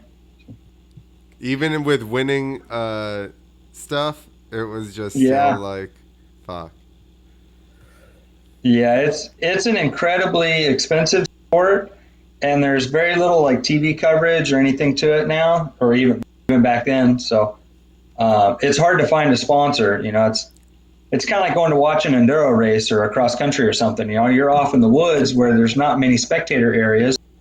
You got one super special, whatever, can have spectators around, but you know, at the very most, you might have 1,000, maybe 1,500 people. Sponsors aren't really into that. You know, they want TV coverage with millions. Right. So what were you driving? Was it a Subaru or? Yeah, actually, my first year, Shit. Froze up again. and then from there, I stepped up to a Subaru all-wheel drive, the STI version. What'd you have the first year? Because you broke up. Volkswagen Beetle. Really? Yeah. Yeah, it was actually the blue one from the It's a Cute Car commercial. It was actually that car that got built, and I think that Volkswagen ended up winning like 9 national championships or something. It was incredible. What, like after you sold the car, or did you drive it for a team or something? Or? Ride it. No, it was most of them were before I bought it. But I think even after I sold it, I think those people did win a rally cross championship with it. That's hilarious. Yeah. Did you cut the fenders on it or have an extended grip? Not have an extended grip, but I will say the Volkswagens back then, they came with a little vase up by the front that was supposed to have flowers in it. We had zip ties instead of flowers, so it made it a little more manly. Hold on. And that's how we always judged how fast we were going. If we finished the stage and there were still all the zip ties were still in the little holder, then I was driving like a pussy. So exactly. I thought you were just spit and dip in that little vase the whole time. He's straight edge. He wouldn't put that in his body, Nick. That's right. That's not Oklahoma straight edge. That's true. That's true. In Oklahoma, dip's just like... No, that's Tennessee. The most dip chewing women I've ever seen is Tennessee. Oh. 100%. I don't think I've ever seen chick. No. Exactly. Go to Exactly. We were at Nelson Fest, like right outside Nashville, and the girl, she was probably 15 or something like that. Attractive looking, turned around and had a big old dip in. And I was just like, what? Like, and coming from New Jersey, I'm just like the whole top of my head's blown off because I'm just, guys don't even chew in Jersey barely. I'm Kenny like, just did a shoulder check when you're like, she's 15. Make sure nobody's hearing this. My dog's clawing at the door. I'm assuming I didn't associate with said. Just end it there, Clint. We're good. She was at least 18. I wasn't on the podcast. The question is, who sold her that tobacco? That's the real question. Clint, at a loss, just to get to meet her. I just gave. No, it was a gift. I gifted that tobacco. Oh my gosh. Dude, that's the thing, like tobacco and liquor you can't have if you're underage, but weed's illegal for everyone, so you can just give that to anyone. Maybe in your crude state. That's true, unless you're handicapped or whatever the fuck you get it for. You got pain. It's legal here, dude. Or in Illinois, it is. Yeah, they just made it legal. Oh, that's because you guys are super liberal. Guns are going to be illegal soon, and I guess they'll take those away. They already are, aren't they? In the city. They'll trade you your guns for pot. Yeah. In the city, they're illegal, and it's like people are getting shot, a couple people every day. Dude, that should be an option of the buyback program. You could just get pot. Oh, my gosh. They want to sell the pot. These are entrepreneurs around here. They would steal people's guns if you turned it in for pot to sell. And then the cops would sell the guns back. Fuck. If the government's listening, that program is going into effect. We're talking to an Oklahoma boy who could just carry a gun whenever he wants. What's Louisiana's gun laws? I'm pretty sure we have open carry here. Yeah. You should try that one out real quick. It's that's good because we allegedly shot bullets in the air in a parking lot in Louisiana a decade ago, but You allegedly, huh? it can neither be confirmed nor denied. Although I've told this story a couple times. Yeah, we were the monster truck guy. We were drinking for hours. Then Georgia, I'm assuming Louisiana the same way. Your truck is an extension of your home, so you can have a weapon, a gun loaded, cocked, everything in your vehicle. So that's how Georgia was.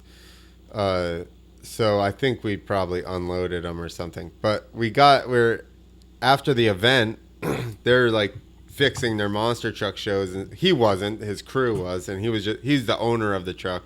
He was just getting drunk. And then finally he's like, yo, I got my 45. So he pulls it out and he's showing us that he got a new one. And then Dan and I are like, we got guns too. So then we started all comparing guns. And then next thing you know, he just points up in the air and he's like, bah, allegedly. And then Dan's face lit up, and then he shot in the air. And then I was like, well, obviously I'm going to shoot into the air. And then there was a security guard allegedly. All this allegedly. There was allegedly a security guard like 30 yards away, and I'm sure he's just watching out the window. Like these guys have drank for the last 3 hours. I'm probably, unless they start shooting at things, I'm just gonna leave it alone. Right. I like how Cliff missed like 5 allegedlys, and he goes, allegedly everything. Allegedly all that stuff in between there. Same night that Hawkins is like, why don't you you want to drive a monster truck? I'm like, yeah, it's on like the little roller skate wheels. And he's like, go ahead, drive it into the trailer. And I'm like, what? Like, I've never been in one of these before. You want me to try to fit it into the trailer? It's a horrible idea. Which I kind of did, and then somebody else jumped in there and like kind of steered it in. I'm like, this barely fits in here, and I'm drunk. You've seen those videos of people like trying to ride a motorcycle into the back of the truck and they jump up the cab? Oh yeah. I can see you doing that with the monster truck, driving it through the front of the trailer into the hauler. Exactly. I was like, I don't want any part of this. Because the cam is so big on them that just idling, they're going, and I'm like, Right. dude, I'm not getting this in there without just taking a wall out. Look, he switched to the hard stuff now. Yeah. Going for some water now.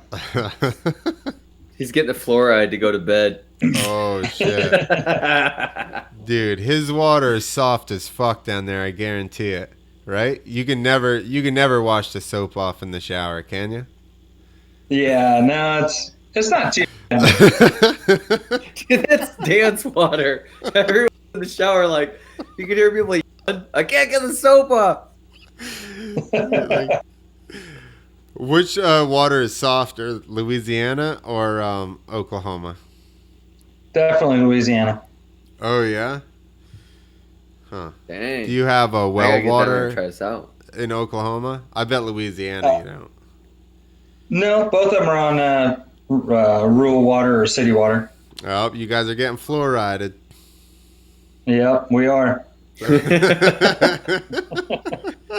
Kenny's our type of guy, Nick. He didn't even go, what are you talking about? He knew What do you mean exactly. fluoride? He's like, no fucking way. He knew exactly what we were talking about. Are you worried about it, Kenny? Nah. No. You're just ready to be docile for the government? He's got a beard. I don't think he's worried about that either. He's like trying to avoid this as hard as he can. No, I was trying to think of something clever to say, but like, if the water out of the tap is the worst thing that I drank, then, well, so be it. Is that tap water in your bottle? Yeah. Oh, man. Well, it went through the fridge. It's got a filter and then the cooler thing, you know. Look at me and Clint drinking like tequila and beer, going, dude, are you drinking water with fluoride in it? It's ridiculous. Yeah, they're trying to control you. They're trying to control you. They got us. Not this tequila. This is freeing. This frees your mind, man. You want to expand your mind? Drink some tequila. Oh, God. Here we go. Joe Rogan. You ever had DMT tequila? DM tequila? Have you ever? How horrible of a drug would that be? A tripping tequila. You get drunk, tequila drunk, and trip at the same time. Tequila in any more than a margarita. I feel like I'm the only one that would like that drink. For sure, you're experienced in both. No, I've never done DMT, DMT. tequila, and then Cowboy Kenny with sweet tea with a Chaser a of lemon, water. maybe. Chaser of water. A little shot of fluoride. What's your favorite conspiracy, Kenny? Yes. I don't know that I really have any conspiracies. Did we go to the moon? I don't know. That's it. Yeah, there we go. That's a good question. I like it. We got questions. So you're saying there's a chance we didn't? I honestly, I don't think we did. Oh, there we go. That's a conspiracy. I love it. For the fact that we went in the 60s We still and haven't we've never been back. It's been 60 years and we've never been back. Why And not? what's the on this podcast? And we're a couple hundred miles away. Are we what? I said, what's the delay on this podcast? We're a couple hundred miles away. He talked to the president on the phone from the moon. 100,000 miles away, 200, whatever it is. Instantaneously in the 60s? He's like, yes, president. Great to be here. That's a good, I've never heard that theory about the call. In the 60s, they had a direct call and there was no delay. Like a 5-second delay. And now they go to the space center or the space station, which is like way closer. And it's, I don't know, 10 seconds, 5 seconds. Still. But we've never been back. Kenny knows what's up. Well, nobody knows what's up, but we're fucking... Somebody does. You're going to catch some Somebody heat knows. for this one. Somebody knows. Dude, given the rodeo clientele, he'll probably get more rodeos.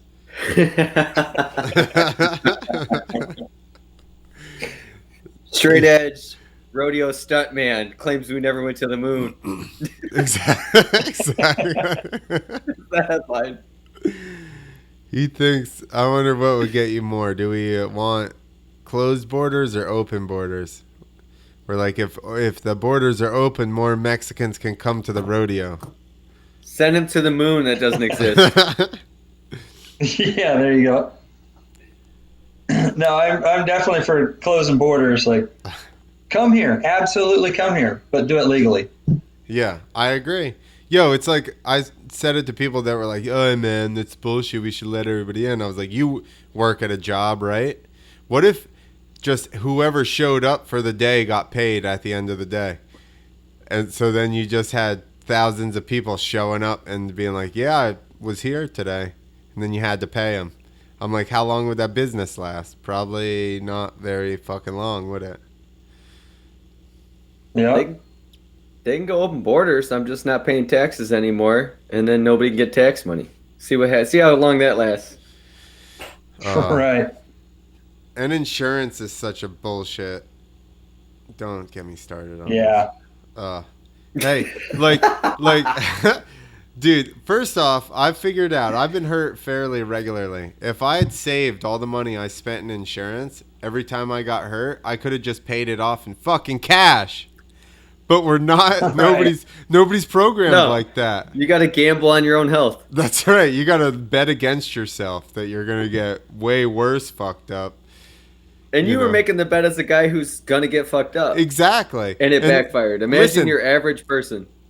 Exactly. This is only 2, 3, 4 years at the max in between injuries, and still with 2, 3, 4 years, the amount that I paid per month, if I'd put that away, I could have just cash paid it out. But it's funny, the whole country is set up like, even, how about these commercials for, hey, pay for this insurance in case your car breaks down?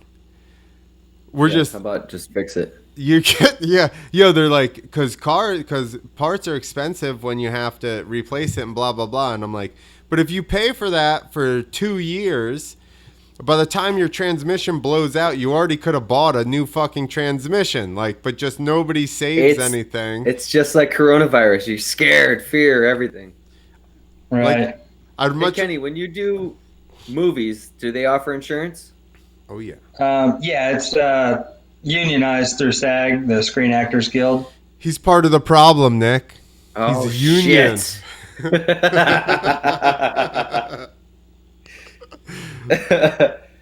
You remember Team America when they had Screen Actors Guild, but they called it the Film Actors Guild? It was FAG. So every time they'd list an actor, they'd say F-A. They did put FAG after their name. Really? Yeah. I don't That was remember a good that. movie. You gotta watch. Well, I don't want to get them kicked out of nothing, but No, that was a good fucking movie. You're going to go and watch it and be so offended now. You didn't realize to be offended before, Kenny, but now you know. Right. How old I'm are pretty you? hard to offend. How old are you? 41. Ew. 40. We're basically the same age. Yeah, I'm 40. I'll turn 41 in October, unfortunately. But Nick's a baby. Hi. What are you 30? How old are you, Nick? 36. 36. Yeah. That's not that young. Yeah. Little young whippersnapper over there. Get out of here. Do you still have all your hair, Kenny? Let's see it. Am I proving- It's It's thinning. thinning for. Let's see that bald At dome. 41, man. At 26, I was like, fuck, I'm in trouble. Oh, he's got hair. Yeah, you're good. Clint, you fucking loser. 26, yeah, I was like, this train is off the tracks already. We're heading down a bad path. At least you started shaving it, not just like piecing it over. But it slowly got shorter and shorter and shorter. I should have just committed to this way sooner, but I went through a long progression of. He went through like a little soul patch situation. Yeah, exactly. Save whatever hair I can. Yeah. Well, now it's fine because I have plenty of hair on my ears and back to make up for it. So. Sounds like you almost said nuts right there. Yeah. No, my I nuts have got been plenty hairy. I've had sideburns and pubes for a fucking long time.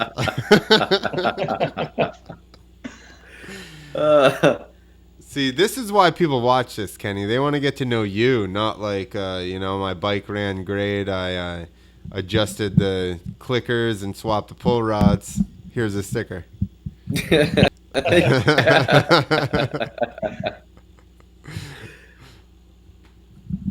Went for it. Sent it. Look at all the Jeremy McGrath helmets that Nick has in the background there. That was my deal. Look at so both of them were signed except for this one. There we go. I had to keep wearing because I didn't have enough money for another helmet, or my dad didn't. So I wore that one off. Did you ever? My dad caught him at Redbud with both these. He had both of them at the "Gotta same sign time. him." He quit signing. He was going up and down the line, and I was waiting there with this helmet. And then Jeremy's like, "I gotta go, guys," and he fucking leaves. My dad's like, "Nah, fuck this." We go around the back of the. It's when they still had the box fans. We go around. Dad's like, "Jeremy, boom! You gotta sign both these." He's like, "Come on, guys." Signed them, and then I wore one, and that one's still signed. If I was Jeremy, I would have yelled at your dad, and you know that's true. Yeah, I know. And then you would have seen what my dad would have fucking dropped Jeremy. He's like, "You're gonna sign this fucking helmet, dude. This kid's been waiting." Damn, I was gonna ask you a good question and I forgot it now. Oh yeah, do you have any good memorabilia from your who did you look up when you were young and going to Supercrosses with Guy? And did you get any cool? Did you get to meet anybody cool or get any cool? He was teammates with Chicken back then, huh? Yep. Yeah, I got to meet a ton of the racers from the late 80s, early 90s. Jeff Stanton, Jean-Michel Bale. I got to meet Chicken. Even Bob Hanna came back to Oklahoma to ride with Guy at one point. Roger DeCoster before he was team manager at KTM. He was team manager of Suzuki at that point. Oh. Or wasn't he was team manager at Honda for a while. I think didn't Guy ride 125s for him at Honda? Maybe I feel like the timeline would have lined up there. Yeah, I don't know. Guy rode Honda up through 89, but he was on a 250. He rode 125 outdoor and 250 Supercross. And then 90 through 97, he was on Suzuki. 90 through 96, somewhere in there. Yeah. I got to meet most of the old racers from that era, and Jeff Stanton was one I always looked up to. Jean-Michel Bale, obviously my uncle Guy.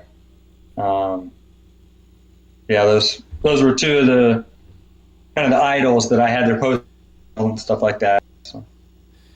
Yeah, those are two good ones. That's sweet. I got to meet Damon Bradshaw just last year, and that was cool because Stanton too, obviously. But I think probably Bradshaw's a little more mystery to him, I guess, because he left the sport and stuff like that. Stewart now, there's a lore to him, because they were kind of elusive. Right. And he was just super cool, so that was cool. I hate it when I meet somebody that I've looked up to for a long time and they're just a douche. You're like, oh, man. Yeah. I should not have met you. I used to like you. I think as a kid, that's how I felt when Jeremy's done signing things. He wasn't a douche, but as a kid, you're just devastated. That's when my dad was like, nah, fuck this. We can't have it end like this. You're he's like, my kid's going to ride these weird shows at monster truck shows and stuff. And if you don't sign this, it's going to just break his spirit. Yeah. That's all I wanted. He knew that would be it if he didn't get that. Well, I'm glad he saved your riding career, and it turned into this. Look at us. We're famous on the internet. We're harassing Kenny Bart live. All right. Well, I guess we'll stop harassing you. You made the hour and a half that we try to make. All right. He Harassed. he never responded when I was like, "Hey, we prefer you have a adult beverage." He just never responded to that, and now I know why.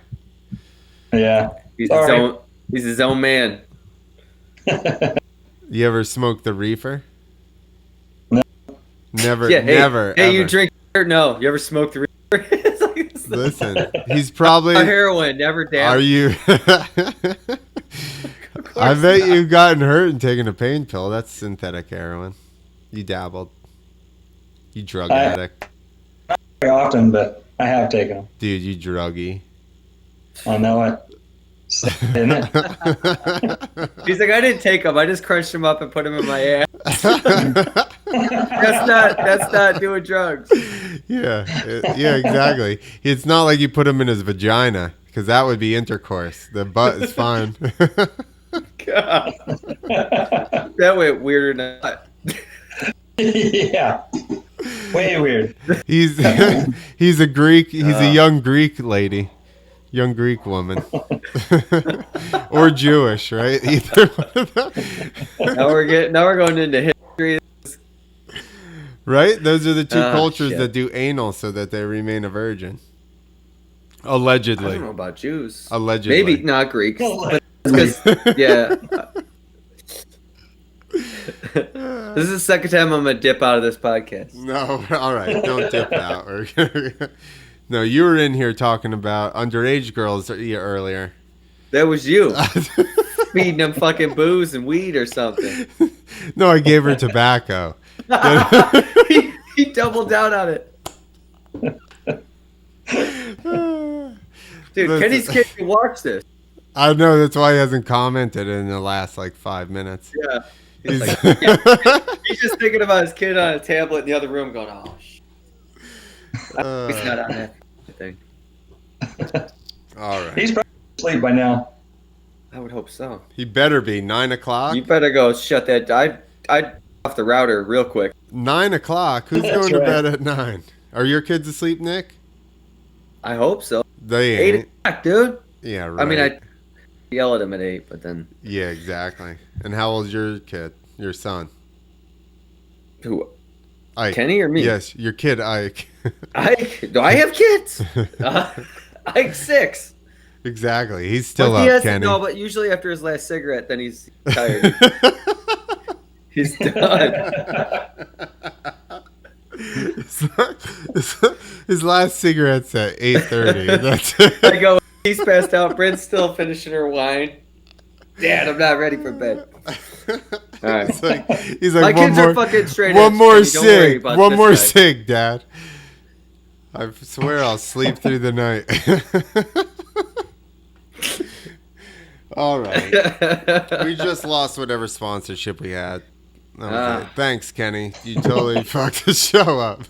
Did you just insult the guest? It's all my fault. Sorry. All right. Well, if you can think of anybody that wants to talk about this stuff, just point them our way. And we'll All right. talk conspiracy theories with them. There you go. Fair enough. Well, it was a blast, Kenny. Yeah, it was a good one. Yeah, absolutely. Tapping into your wealth of knowledge here on freestyle contests. I mean, you have, seriously. You've been 20 around. plus years. Yeah, you've been around this sport since the very beginning, and you've rode at a high level of events. You know, like we've done this. I've done this, you know, probably a couple years less than you, but I never rode anything as cool. So, you know, Yeah. you've been to all the good stuff. Yeah, it's been a hell of a ride. You know, I had a very blessed career, man. I got to ride pretty much all of the top events, and it's been a great ride. And your uncle's guy. He froze up right when He you froze. gave him a dig. Did he freeze up, or was he just didn't want to answer that one? He's just gonna do this for the rest of the time. No, what was it? You said your uncle, and then it froze. I said you had a hell of a career and your uncle's guy. Yep, exactly. Sky Guy Cooper. On your Living mom's the side dream. though. On your mom's side, not on your. On the mom's side, yep. We clarified it Don't get that here. mixed up again. He, she, them, whatever the fuck it is. I don't know. All right, dude. I'm gonna open this up and sign it. No, that was the wrong one. All right, I'm signing this off the internet, everybody. Later. The AI doesn't respect Clint. It's blinking, which I don't know what that means. There we go.